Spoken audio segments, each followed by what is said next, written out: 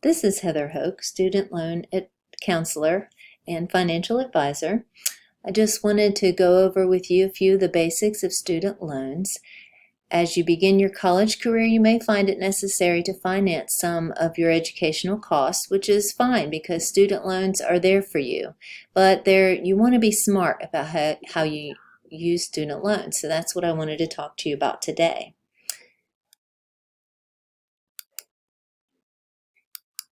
First, let's consider what factors we consider when we're making a car purchase.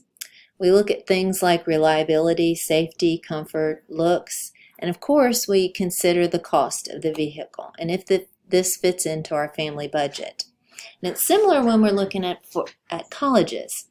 We look at many factors such as how far it is from home, the majors that are offered, the atmosphere there, and we should be looking at the cost.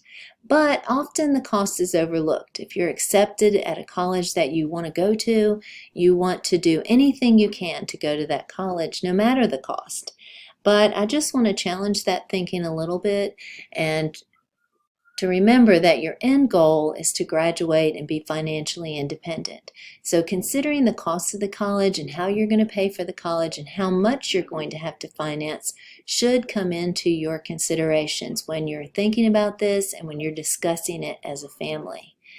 One of the problems with education is how the tuition has increased over the years.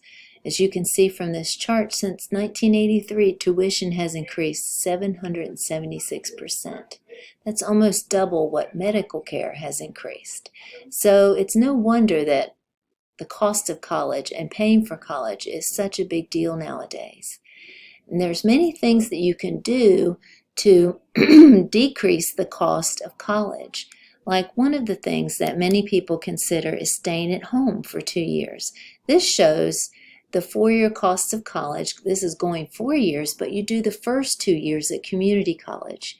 You can see that this would save 39% just by going 2 years and living at home, basically, which if living here, we could do this by going to UNG. We're fortunate to have that resource here. And there's other places close by that you can go as well and cut that cost of room and board down by living at home. And that's definitely something, even if you decide ultimately not to do it's something that should be considered and discussed as part of your discussion in discussing how you're going to and where you're going to go to college. Now, there's a lot of information on this. I mainly wanted to look at the two different basic types of loans. One is federal loans, and the other is the private student loans. After you complete your FAFSA, you'll be notified of the amount and types of federal loans that you'll be receiving. There's basically two types, subsidized and unsubsidized, which we'll talk about in our next slide.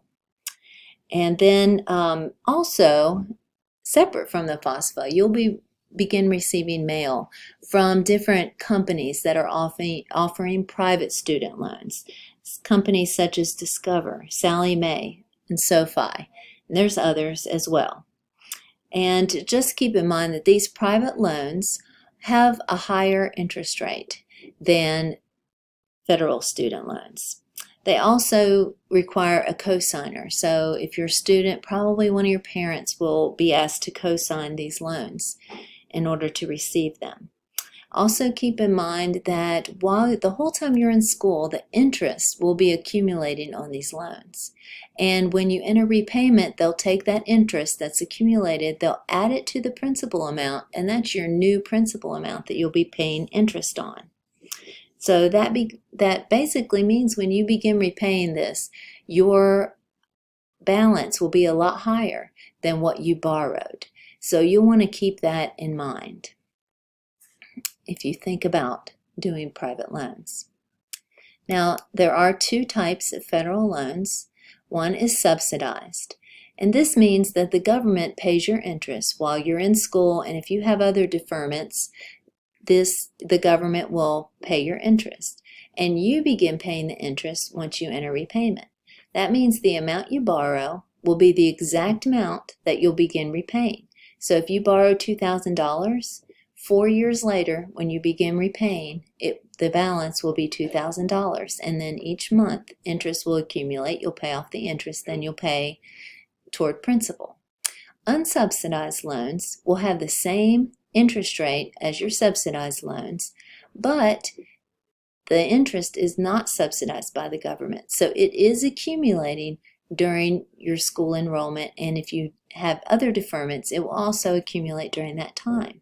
And then, like the private loans, the interest will be capitalized at the end of your deferment period.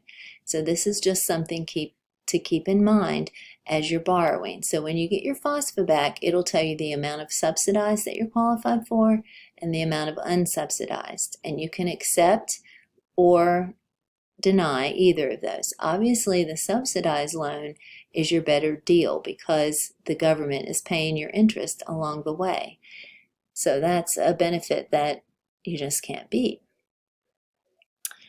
Now, if you receive scholarships, grants, your parents' contribution, and your federal loans, and you're still short in paying the school the amount you need to pay, there's several possible solutions. I just wanted to mention one to you, and that is the student access loan. And this is something that we have in Georgia that I don't know if other states have it or not, but we have it here, and it's a nice thing. It's on Georgia Futures, and it's at a 1% fixed interest rate, and it's fixed throughout the life of the loan.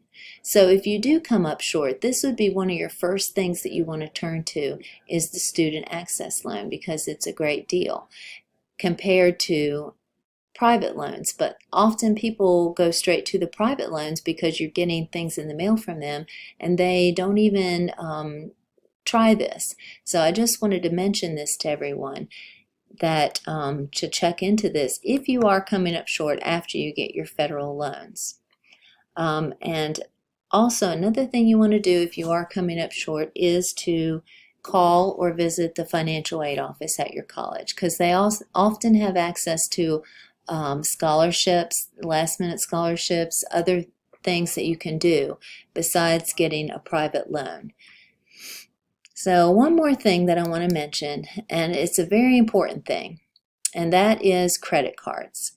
Especially if you're getting student loans, you want to avoid credit card debt. As you can see from the statistics on this slide, most undergraduates do have credit cards, and they do have credit card debt because most people get the credit card with the intentions of paying it off every month, and then for one reason or another they don't. And many college students have more than one credit card. So I would challenge you, especially if you're getting student loans and you're going to need to graduate and begin paying on those, to avoid any type of credit card debt. Avoid it all you can. And if you want to build your credit, there are other ways that you can build your credit. So I would just avoid credit cards and make it a personal challenge maybe to yourself to graduate with no credit card debt. That would be a great goal to have. So I hope you learned a little bit more about student loans. Just remember that they're there for if you need them, just to use them wisely and to avoid other debt while you're in college if you are getting student loans.